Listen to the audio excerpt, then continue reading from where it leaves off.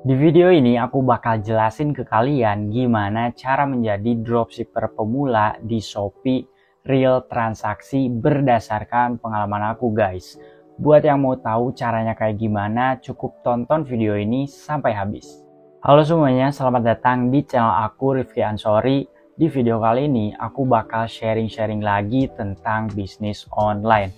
Nah, khusus di video kali ini aku bakalan kasih tahu kalian cara menjadi dropshipper pemula di Shopee beserta cara transaksinya kayak gimana. Nah, sebelumnya aku jelasin dulu dropship itu apa. Siapa tahu ada yang belum paham cara kerjanya. Jadi guys, dropship itu kita berjualan tanpa stok produk, tanpa kirim dan packing produk. Jadi semuanya itu diatur oleh supplier. Nah, jadi cara kerjanya ketika kalian memasarkan produk dan mendapatkan pembeli, kalian itu cukup menjadi perantara antara pembeli dan supplier. Lalu nanti packing dan pengiriman langsung dari supplier ke pembeli kalian. Jadi simpelnya dropship itu cara kerjanya kayak gitu. Nah guys, jadi untuk dropship di Shopee itu ada dua cara. Yang pertama adalah cara yang tanpa modal dan yang kedua adalah ada juga yang pakai modal. Jadi yang tanpa modal adalah dropship yang berjualannya di sosial media bukan di marketplace. Jadi di sini Shopee-nya itu dijadikan supplier. Nah, untuk yang memakai modal adalah yang berjualannya di marketplace atau ya di Shopee. Tapi modalnya pun sedikit gitu ya, karena hanya untuk nalangin aja ketika ada pembelian. Dan suppliernya di luar Shopee. Jadi kita harus pesannya itu di luar Shopee kalau misalnya yang pakai modal. Oke, jadi kita bakal bahas satu-satu cara transaksinya kayak gimana untuk memudahkan pemahaman teman-teman semuanya. Kita bakal mulai dari yang tanpa modal terlebih dahulu. Jadi tanpa modal itu kalian harus berjualan di sosial media seperti Instagram, Facebook, dan lain-lain gitu ya. Pokoknya di luar dari marketplace. Nah, ketika ada pembeli, yang harus kalian lakukan adalah meminta nama, alamat, nomor telepon, lalu suruh transfer terlebih dahulu dan melihat bukti transfernya. Nah, dari uang transferan tersebut, kita mendapat untung dan bisa membeli produk ke supplier kita di Shopee sesuai keinginan pembeli. Jadi kita jual misalnya harga 50.000 padahal harganya di Shopee di supplier kita itu sekitar 30 ribuan. Nah, jadi kita kan udah dapat untung tuh sekitar 20.000 dari transferan tersebut. Nah, untuk cara transaksinya kayak gini. Kalian bisa langsung masuk aja ke Shopee, terus setelah itu kalian misalnya udah nemu nih barang, terus kalian udah masukin ke keranjang.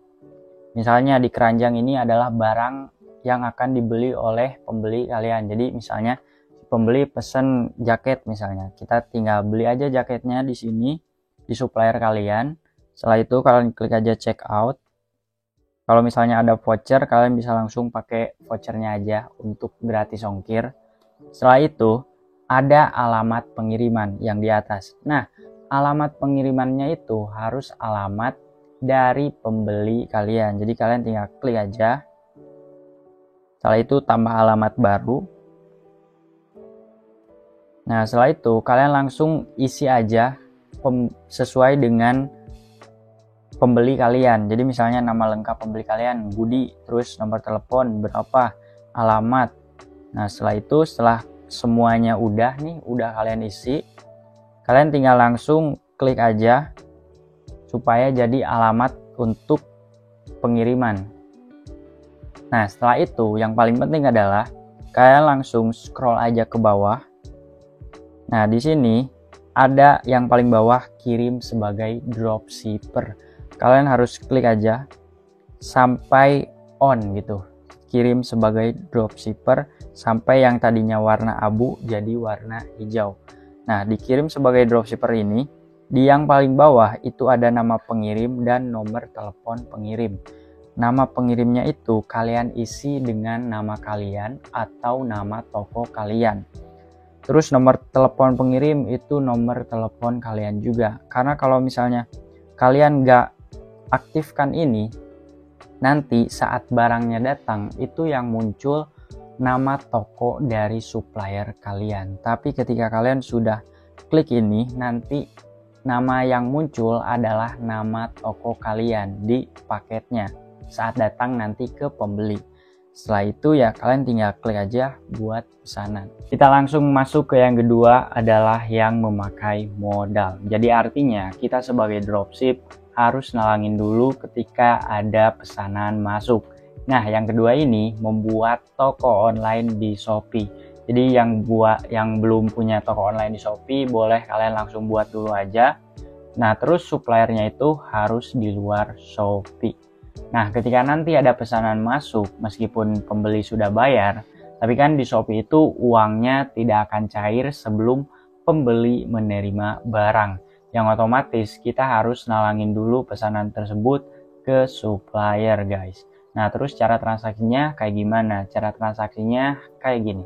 Yang pertama kalian langsung aja masuk ke Shopee, terus kalian langsung klik toko saya. Nah, di sini aku ada pesanan 9 ya, kita klik aja yang perlu dikirim.